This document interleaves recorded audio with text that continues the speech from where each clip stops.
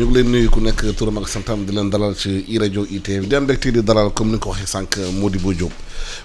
Diop nag ingénieur la polytechnicien nekk ancien auditeur du CEDS de Paris option diplomatie économie expert consultant international en énergie infrastructure et TIEC Modibo Diop ñu ngi nuyu di la dalal suñu studio dañoo gis ne que démb. commencé nañ dawal train express régional. bu ñu déggee njiitu réew mi di wax nee na Sénégal am na lu mu jëlee si gafaam dugal ci waaye am na bi nga xamante dañ ko dem lebi. yow da nga bind benn téere nag di wax mbirum leb naka la ñuy fayee bor bi surtout ñii suñu doom yi di ñëw. ak suñu sëtaat yi bañ am bor seeni los. te yaakaar nga ne ci xaalisu gaz ak pétrole bi ñuy liggéey. war nañ ci mën a xool lu ñuy fayee bor boobu. noo ko analyser loolu noo ko jàngatee. salaamaaleykum Alsane ma nuyu la nuyu waa rajo bi yëpp ak télévision bi nga profité nuyu sénégalais yi aussi. nga xam ne ñu ngi ñuy déglu di la remercier ci invitation bi c'est vrai xam nga état aussi pour mu liggéey surtout fi ñu toll ndax ñàkk ay jumtuwaay yu am solo il faut ñu leb mënul ñàkk ci liggéey dafa tolloog nag boo bëggee tabax ay pom tabax ay tali comme def li président def démb terre faaw nga uti xaalis liggéey te xaalis boobu li ci ëpp mënul jóge ci réew mi ndax réew mi ñaari façon xaalis moo fiy jóge bii ci impôts yi lay jóge bii ci douane yi lay jóge te loolu du bari donc leb bi mënul ñàkk pour équiper wu en infrastructure am ay hôpital am ay pont am ay train yu demee noonu ak ay avion li ci nekk nag mooy bu fekkee yàlla dogal na nag amuloo pexe bu dul da nga am impôt am douane rek foofu xat na mais boo demee nag ba am pétrole nga xam ne am nga beneen alal bu bees buy dugg ci réew mi nga xam ne mën nga ko exploiter fii 40 ans war nga seet nan ngay continuer di investir ci secteur yooyu ci hôpitaux yeeg pom yeeg yu demee noonu mais nag man sama gis-gis seet ñi nga xam ne mooy suñu doom yi ak suñu sët yi di ñëw ca kanam nan la ñuy fexe fii ca kanam moo koy wax fii ak 35-40 ans la bu exploiter pétrole bi jeex nga fexe ñooñu bu ñuy jël réew mi dinañu am équipement yoo xam ne defar nañ ko ñun waaye ñooñu aussi dinañu am bor boo xam ne bor bu néew la man loolu moo ci sama gis-gis te nag bokkuma ak ñu bari ci gis-gis ci loolu ndax ñu bari jàpp nañ ne mën nañu continuer di leb di liggéey encore ma ne déet am nañu dara lu feeñ lu bokkul ak li amoon nañu continuer liggéey c'est vrai mais nañu fexe ñiy ñëw fii ak 40 ans xale yi juddu tey bu ñu amee ñeent fukki at ñoom du ñu bari bor du ma ne du ñu am bor mais du ñu bari bor waaw noonu laa expliquer mbir mi. noo ko expliquer mbir mi am na société civile dañoo génnee téere nee nañu ni nguur gi waxee fonds. bu ñuy def mettre en place fonds intergénérationnel bu ñuy wax nee nañu 90% recettes yi. dañ ko def ci budget général boobu ci loi de finance boobu année bu nekk am benn 10% nga xamante ne fonds intergénérationnel la waaye société si bañ laaj ci fonds bi naka lay demee lan mooy génération ba fan la lay yem fonds bi ñaata lay doon ak maanaam daal dañuy soxla ay détails waaw xam nga loolu aussi xaw nañ ko leeral parce que au départ dañu wax ne 90% bu 700 ñetti teenu pétrole yi am muy Grande Tortue Arnhem ba nekk ci Mauritanie di Teranga Yaakaar ba nekk ci Kayar ak Sangomar bi ñu xaymaa ñetti teen yooyu dina mën a génne juróom-ñaari téeméeri milliards at bu ne am na nag yeneen teen yu des yoo xam ne ñu ngi ci biir géej encore yoo xam ne ñu ngi ko war a ubbi waroon do commencé woon nañ cycle de négociation bi sax mais yàlla dafa dogal Covid bi ñëw ñu taxawal ko donc juróom-ñaar téeméer milliards yooyu c'est vrai noonu la ñu wax fukki pàcc bu ci nekk juróom-ñeent yi dañ koy jël duraat ko ci budget Sénégal mooy defar hôpital mooy defar tali mooy defar pom mooy defar bon loo bëgg a liggéey rek daal ci wàllu infrastructure moo koy defar pour loolu rek lay doon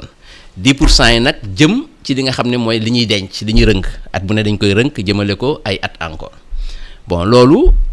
leer na ci programme bi ni mu leere nag génération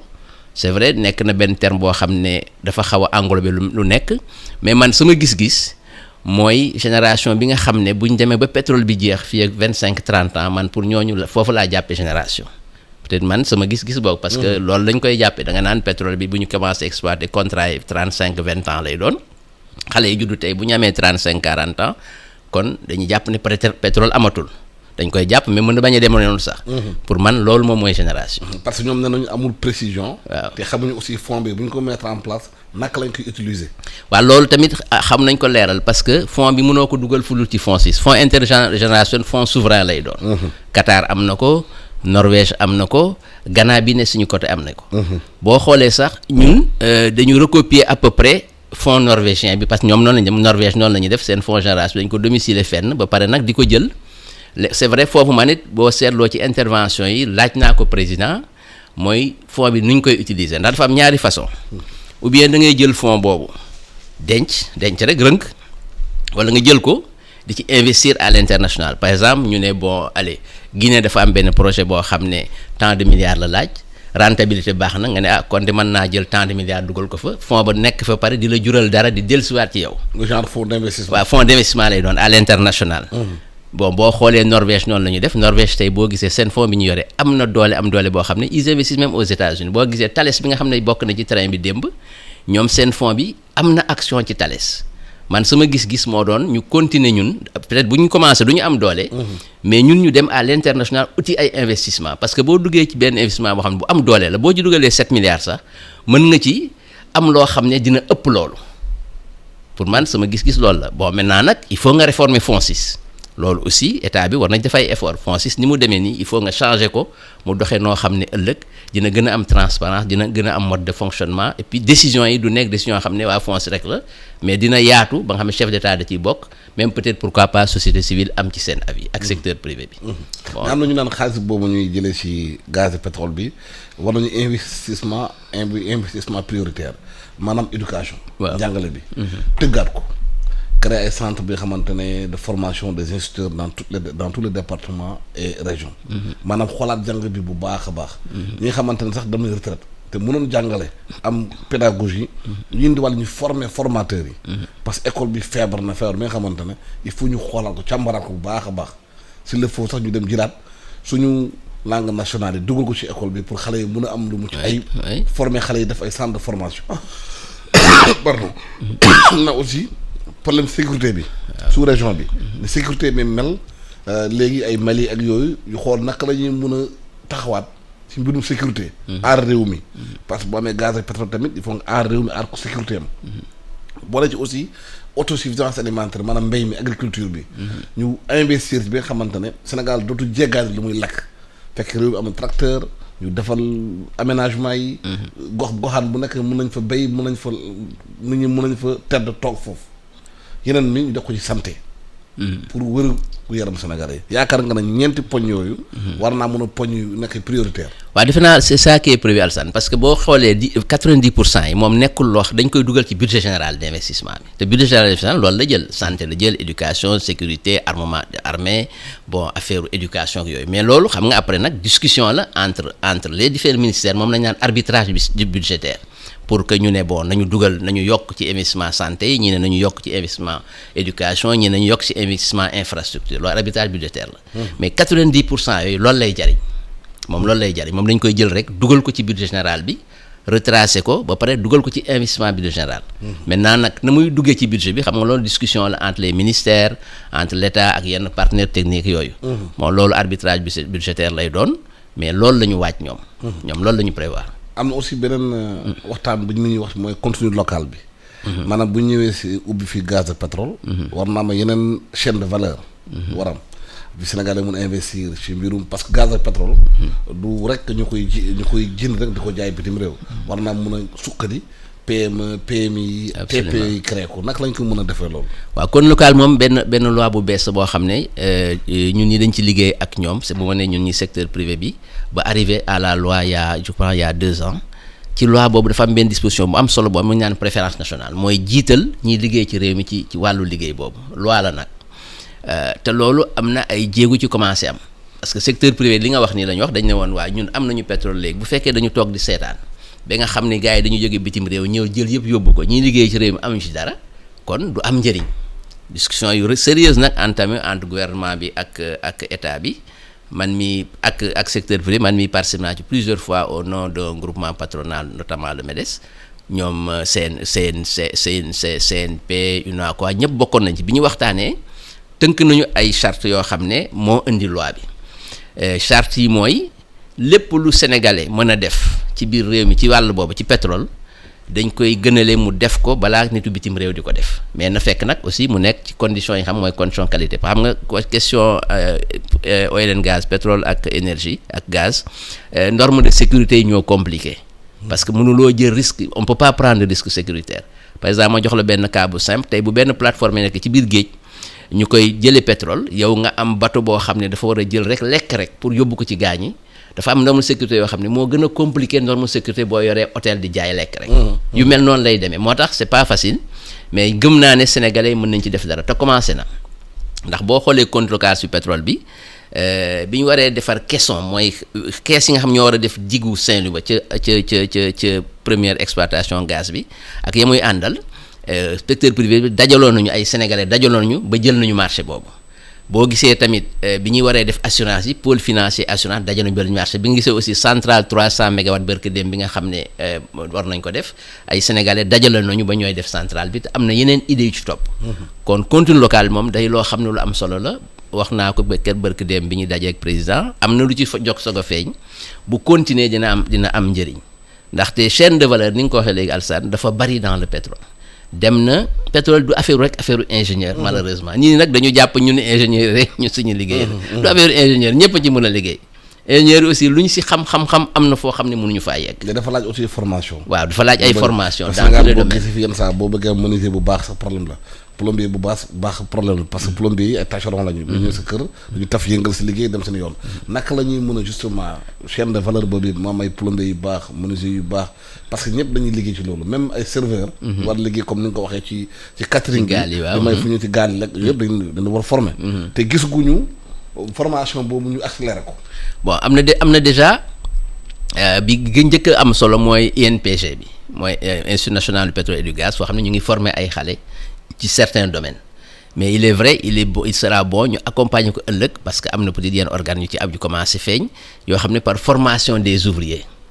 parce que tey jii du rek ñuy dem ci gaal yi parce que gaal buy xëcc pétrole 100 personnes duñ fa nekk ñooñu c'est les hauts ingénieurs ay exploitants yoo xam ne ñoom c'est des spécialistes ñooñu du bëri nul nit mais li bëri nit mooy li nga xam ne bu pétrole bi génnee ñu koy jëfandikoo lii raffinage la lii ay catering la ainsi de suite foofu la formation war a am solo waaw station yi waaw foofu formation yi dafa war a am mais dafa war a ànd ak sécurité parce que moyen incident rek day indi loo xam ne day compliqué donc institut bi am na yenn aussi ay écoles yu ndaw yoo xam ñu ngi commencé am maa ngi gis aussi ay écoles privées yoo xam ñu ngi génn Dakar commencé di enseigner dans les métiers du pétrole seulement il faut justement que rek ñooñu état bi certifier leen que INPG certifié leen parce que métier du pétrole ay métier codé la nekkul n'importe quoi da ngay ñëw rek ubbi sa benn école Colobane comme fa ma dëkk commencé damay jàngale di da nga war a am sa programme ñu valider ko par l'état foofu rek laay wax ne nañ ci def attention te je pense que état bi aussi gis nañu loolu donc côté formation am na ay jéego yi am mais xam nga formation du doy même ñi nga xam ne dañ ci liggéey lu yàgg comme ñun ñii xam ne man pratiquement 35 ans maa ngi dans l'énergie ñun sax dañuy soxlawaat formation ndax le métier loo xam ne nit mënul xam ba xam lépp ndax dafa bëri lu ciy dox mënuloo xam ba xam lépp te mënuloo xam sax ba xam technologie yu bees ci génn par exemple il y a 35 ans technologie forage yi ñu xamoon tey tey ji boo ko indi woon da ngay foore dañu ay ree ngay def gaañi parce que bokkatul donc mais am nañu commencé xaw a tiit ci loolu ci liggéey bi parce que dañoo constaté que dafa am ay kenn du wax loolu étranger yu commencé ñëw di liggéey yooyu sous région bi am na ñu commencé ñëw nekk Nigéria xam ni pétrole moom am na installé wu loolu am na chinois yi ñu ngi commencé di installé wu loolu am na secteur yooyu xam nga Sénégal la ñoo ko war a occupé waaw naka la ñu mën a wammat doomu Sénégalais ba ñu xam ne liggéey am na njëriñ wala ñuy jël ay gaal di gàddaayu war a mën a toog liggéey bu defal nañ ko fi ñu xam am na ci njëriñ loolu moom commencé na nekk problème mais loolu aussi am na beneen discussion boo xam ne état bi mu ngi ko am ak secteur privé national bi donc man sax man maa jiite waxtaan boobu foo xam ne ñun dañ leen wax ne c'est vrai loi yi baax na mais il va falloir ngeen def ay dispositions yoo xam ne di ngeen prioriser di ngeen jox doole secteur privé national n'importe qui la boo tegoo yoroon tey di jaay caaf jëmale ko ci gaal yi ci secteur privé national nga bokk boo yoroon bateau di liggéey ci nga bokk ñu prioriser parce que am na dëkk ñu wër yoo xam ne Mauritanie bii ngay gis sénégalais mënu fa africain foo mënti jógee mënoo fa dugg rek def sa société def lu la neex dañ la naan 51% Mauritanie ñoo koy yore 49% yaa koy yore Maroc bi même chose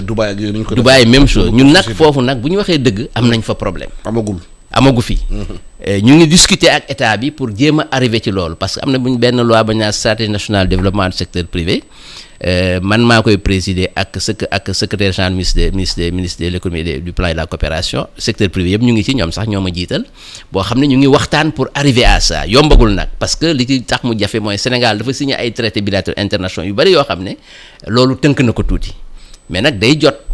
nga ne nit aussi balaa muy dugg sama kër fii lay jaar loolu dafay jot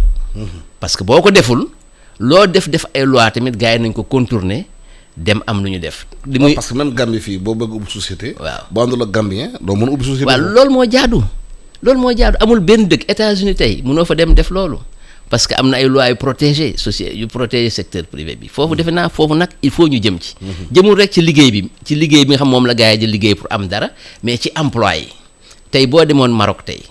am na benn loi boo xam dafa leer premier boo fa déwee di liggéey mën nga ne premier employé deuxième yow la mais troisième quatrième cinq attention kooku marocain lay doon. te day fekk aussi emploi yi ngay indi day fekk marocain amu ci spécialisation. ñun il faut ñu arriver foofu courage la laaj politique. mais li ma gis nii waxtaani secteur privé day am ak état bi ak volonté politique bi ma gis ci état bi mën na am loolu nañ ci yëgsi parce que loolu tant que yëgsi wuñ ci protéger économie du yomb parce que tey lan mooy problème bi Alsaan mën nga jógee tey Singapour wàcc Sénégal dugg ci hôtel bu la neex seeti notaire bu la neex balaa suba nga am sa société bu ngoonee nga jël sa avion dem. loolu c'est trop ouvert je dis toujours le pays est trop ouvert nañu waxante dëgg. koo wax nag mu ne la non il faut protéger les traités bilatéraux internationaux consorts je dis d'accord mais Maroc lu mu def Mauritanie bii suñu wet lu mu def ak keneen États-Unis bii coow libéralisme lan la ñu def États-Unis mënoo fa dugg def lu la neex.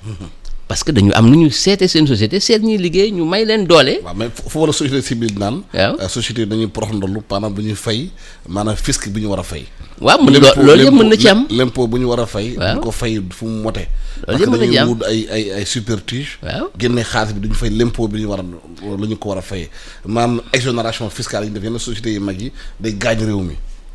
waaw xam nga nag sur là je ne suis pas tellement d'accord avec cette question xam nga réew aussi mënuloo investir te defoo exonération.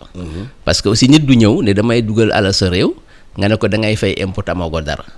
impôt il faut nga woyofal ko dugg bi. mais li am solo mooy mën koo booleeg ay sénégalais ñu liggéey ba nga xam ne njëriñ bi nga xam ne moom la ciy am mu bokk kook ñun. mais ñuy baal impôt yi dafa bëri c'est-à-dire réew mi yenn saa dañuy baal société yi bëri impôt xamante ne war nañ dugg ci dafa réew mi loolu la nit ñi di kaas c'est-à-dire baal impôt bi dafay nekk ay milliards yu bëri te yooyu mënoon nañ ko dugal feneen parce que bu xaalis boobu bu ñu ko jëloon mun nañu dindi luy di abri provisoire ci réew mi parce que Sénégal ba léegi nga yenn gox-goxaat yi gis xale yi di jàng ci ay xeer di toog di kii problème la. waaw xam procédure baal impôt dafa am benn loi spéciale bu ko tënk moom boo xam ne peut-être je sais pas j'ai pas suivi quand même nu mu demee mais peut-être foofu lañ jaar mais li ma gis mooy mënuloo bañ a exonérer benn deuxièmement mais li am solo dëgg mooy kii nga xam ne moo fi ñëw di liggéey mu ànd ak sénégalais liggéey comme bu ñu ne kii day ñëw monter benn télévision à Saint-Louis pour affaire pétrole suivi pétrole bi ñu ne ko Alsaan spécialiste télévision la jël ko. moom 51 yi yow nga moom 49 yi loolu rek moo ñu mën a dimbali. ñoom nag kooko wax dina ne waaw mais traités yi internationaux je dis d'accord man suñu discussion je dis man nekkoon naa fonctionnaire nekkoon naa secteur privé dellusi naa secteur privé Sénégal boo ko bëggee rawal li ngeen def yëpp baax na mais ni ñuy liggéey Sénégal mooy nañu fexe ba lépp loo xam ne ci réew mi lay jóge bu ñu koy liggéey doomu réew mi ànd ci liggéey ko ak ñu jóge bitim réew loolu sax yéen daf leen di dimbali pour ngeen am impôt yu baax ndax ñooy du ñu nangu bu ñu fa tekkee yenn évasion fiscale yi li ngay wax ni évasion fiscale la mën na am ci société yu mag yi ndax ñoom dañuy def optimisation fiscale optimisation bi foofu la cat bi nekk principe bu compliqué la boo xam ne loi moo la ko may mais suñuy inspecteur impôt Sénégal yi maîtriser nañu côté boobu mais daal li am solo daal man li ma gis Alsaan nañu fexe ba loi contenu local bi ak loi yi nga xam ñu ngi koy gën a jëf surtout développement secteur privé national bi ñu fexe ba sénégalais yi nekk ñoo xam ne booy liggéey da nga jaar ci ñoom liggéey parce que mënuloo jógee bitim réew dugg ci am réew def lu la neex jëlaat sa avion dellu te ñi fi ñëw muy ci pétrole beeg leneen tane wuñu ñi fi nekk. barke dem bi ñu demee ci réunion bi ak président conseil wax naa ko bu ñu naan nit yi sénégalais amuñ doole ma ne mais amuñ doole parce que réew mu amul doole la ñu nekk léegi nag ñi jiite réew mi. ñoon war a téye jàppale leen gëm seen réew gëm ne ñii ñu am ñoo fi nekk ñu néew niñ naan lu fiy ñuul mooy ñag bi mënuñu dara amuñu dara peut-être nii lañu mel ni yooyu garaawul ndax ña la jóge bitim réew tanewuñu ñi fi nekk dañuy def ay pexe ànd ak seen gouvernement boo seetloo seen gouvernement moo dimbali tey boo gisee Erdogan buy tukki seet nga ni muy def Erdogan non foofu la Sénégalais bëri nekk ci maanaam privé bi di ngañ nguur gi. gis nga sa Erdogan nguur gi du jàppale entreprise privé yi. waaw ñu war a jàppale. waaw nekk seen ginnaaw teete leen xam ne ñoom force la ñu war a nekk pour wuuti dara. gisoo Erdogan nu muy def. gis naa ko bu baax buy tukki ñaari avion lay yore benn bi gouvernement am la benn bi ay homme d'affaires la n'importe qui bon peut-être dañ naan waale mbokkam la jarbaata mais loolu garaawul l'essentiel na nekk koo xam ne ci réew mi la bokk. nga gis roi du Maroc yàlla dafa feebar fi mu nekk nii mais yàlla na ko yàlla may wér mais bi muy wér dëgg di am kattan noonu la daan def gis nga Maroc ni ñuy investir l'Afrique de l'Ouest c'est l'une des plus grandes banques muy Attijari ñoom ñoo ko moom. gis nga ni ñu téye secteur économique mook Turquie kon dafa am loo xam ne cëru état Sénégal la man wax naa ko keroog ne ko foofu lañ leen di xaar ñoom gouvernement bi nañu gëm seen secteur privé nañu gëm seen i nit nañu gëm seen réew bu ñu xool seen i taar ndax ñële di ñëw am na nu ñu mel ñun xam nañ leen man xam nga au niveau international j'ai beaucoup travaillé damay gis ay sociétés yu ñëw Sénégal yoo xam man xam naa leen. mais est-ce que aussi société secteur privé Sénégal gën a réorganiser wu. parce que dañoo bëree patronat. waaw ñoom 5 6 7 patronat alors que mën na benn patronat bu benn rek nga xamante ne bu tënku. ñëpp gis seen bopp ci biir. mais léegi ñoom ils sont obligés parce que pour ñu jël affaire yi dëgg il faut ñu bàyyi ñu bàyyi ñun suñu égoïsme de chapelle yooyu pour ànd commencé na gis nga caisson yi. CNP ñu bari ñoo gis MEDES gis ay CIS dafa bari quoi. mën nañu ku ne sax nga téye li nga am parce que ñi ciy bokk ñoo dul bokk gis-gis parce que UNACOIS tey pratiquement mën nga ne informel xam nga secteur informel ñooy fa nekk mënuñu dem bokk CNP xam bokk si plus formel mën nañ ne fi nekk mais bu liggéey jotee ñu génn seen kër yooyu ànd liggéey commencé na feeñ yombul nag mais xam nañu léegi ne il faut ñu am unité d'action parce que foofu sax la ñuy mën a dimbalee gouvernement pour mu defal leen li mu leen bëgg a def ndax munoo toog rek sa ruq ne boo man mën naa def lii man rek la xam nga nag ñun aussi dañu am benn problème Alassane il faut ñuy bokk loolu suñu problème Sénégal loolu suñu problème ku nekk day yeewu am benn xalaat fëgg dënnam ne man dama bëgg a defar benn télévision man maay xalaatkat bi maay nekk Alassane di wax maay enregistré maay génne son bi maay def lii boo xësee am idée liggéey da nga war a seeti kii financier la nga jël si ko liggéey ak moom comme ni sa tàll si yaay chauffeur bi yaay seere boulot yaay def waaw du yomb ñun nag suñuy cat la ñun ñëpp noonu lañ mel nag yàlla moo ñu bindee noonu mais il faut ñu góorgóorlu ci ànd ci bokk nga xam ne ku nekk bu amee xalaat bi tamit am na ñu muy indi ci wetam ñoo xam nañ ko dimbali ba xalaat bi mën a jur dara ci mbirum gaz bi pétrole bi nee nañu 2023 normalement lay première baril yi premier kii gaz bi di génn waaw first gaz bi waaw gune yi bëri ñu ngi toog am ci yaakaarum xëy naka lay xale di mën a am xëy ci loolu bon loolu aussi ci politique publique lay dépendre parce que li ma la wax rek fës yëpp ñoom dina ñëw mooy premier gaz bi premier kii bi pétrole bi dinañu ñëw boo xam ne sax dafa tardé mais Covid bee ko tardé mais waroon na gën a gaaw lii mais liggéey bi nekkul ci gaal yi xëcc foofu amul nit liggéey bi ngi nekk ci bu alal ji génnee nu ko gouvernement bi di tasaatee ba nit ñi mën ci am dara liggéey bi tamit dina nekk ci ña nga xam ñoo ne ci gaal di xëcc la ñuy soxla nañu leen ko mën a jox ba pare li nga wax la chaîne de valeur muy raffinerie bi fii muy restauration bi fii muy bon problème mu ñi nga xam ne ñooy dem ci wetu gaal yi nga xam ne dañ fay location véhicule yi yu mel noonu dafa bëri ay liggéey ci sax hôtel yi ñu war a hôtel yi waaw am na hôtel yi war a dox gis nga Saint-Louis commencé na am na aussi ay façon liggéey yoo xam ne du nekk sax hôtel man par exemple maa ngi liggéey ak benn projet boo xam ne bon du Sénégal malheureusement pour l'instant benn hôtel ngay def ci biir ndox mi moom mooy nekk ci wetu gaal gi nga xam ne mooy liggéey waaw yooyu yëpp ay liggéey yu bees la yoo xam ne dafay génn laaj na xam-xam laaj na formation mais bu nit ñi bu ñu tiit xam-xam bi képp koo xam ne am nga métier di liggéey mën nga boo defee tuuti formation bokk ci pétrole man damay bañ ingénieur yi ne pétrole ñun rek la loolu mooy danger bi pétrole du affaire u Petrosen rek du affaire u SAR du affaire état bi affaire u Sénégal te xale yi aussi nanguñu former leen waaw il faut ñu dem formation la dem gën a benn image bu am bu rafet benn xale bu jigéen moo doon dawal train bi c'est extraordinaire fële la jógee maanaam formation initiale am appel la nekk appel téléphonique la nekk centre d'appel la nekkoon c'est extraordinaire dem dugg ba formé wu mën a dawal train mais nag loolu yaakaar naa ne xale yu jigéen yi ak xale yu góor war nañ jël image loolu man c'est ça que j'ai gardé du TER hier c'était très beau c'était un très bel ouvrage et tout c'est une réussite extraordinaire parce que dugg naa ci man jóge Dakar dem Diamniadio jóge baat foofu ñëw Dakar mais image yu ma dégg mooy xale boobu parce que xoolal ku jógee centre d'appel mooy kuy toog aloo na nga def fii la soxla seen doon jàngee waaw après dem centre d'appel xam naa liggéey amuloon waaw mu dem toog fa yi formation mu dem formé wu ba mën a dawal terrain léegi mi ngi dawal saxaar ça veut dire que ñaar am na courage am jom courage bi mooy mbir mi metti woon na mu dem centre d'appel xam nga amul xaalis comme sa bopp waaw ba pare dugg fële góorgóorlu nag ba am formation ça veut dire aussi ba muy di jàng am na as néew lu mu xam. foofu laay def un appel waaw suñu jeunes yi nañu jàngi. nañu jàngi parce que jàng aussi du rek nekk ay avocat nekk ay ingénieur nekk ay non du loolu rek jàng mooy li nga xam ne moom nga xam bu ñu ne plomberie la nga xam lépp luy nekk ci plomberie. nga xam ne mën nga non seulement mën nga serrer ay tuyaux mais mën nga dem tey def sa bilan pour génne sa chantier lii ak lii moo ciy dem. kon suñu jeunes yi nañu jàngi bu ñu am complexe jàng métier du tuuti.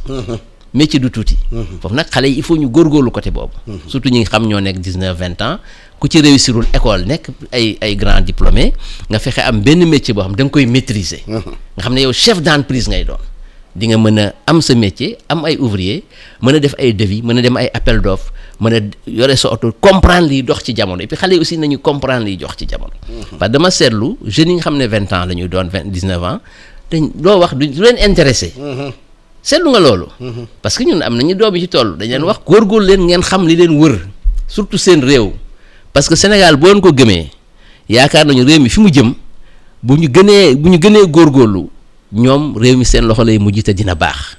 te day baax parce que li fi feeñ baax na am na nu ñu koy doxalee ñoom seen njëriñ lay doon ëllëg foofu daal appel bu may lancé ci jeunes yi dañu nga xam ñu ngi ci 19-20 ans fi xam ne dans 40 ans ñoo am 60 ans dans 20 ans ñoom 40 ans. voilà Modibo Diop maa ngi lay gërëm di la sant. merci Alsar téléspectateurs auditeurs yi ingénieur polytechnicien nga ancien auditeur de CDS de Paris option diplomatie ak économie expert consultant international énergie infrastructure et TIC dina waxtaan ci maanaam naka la ñu mun a jëlee xaalis bu ñu gagné ci pétrole gaz bi faye bor yi nga xamante ne jeunes yi di ñëw fekk 40 ans 50 ans dootul amati bor bu bëri te surtout contenu local bi naka la ñuy mun a pousse xale yi ñu dem formé wu. pour mun a am liggéey bu baax parce que sama yaay nee na même xeer boo koy jaay ko nu mu gën a baaxee. dëgg la jërë ngeen jëf ñu la gërëm di leen sant. merci Alsane.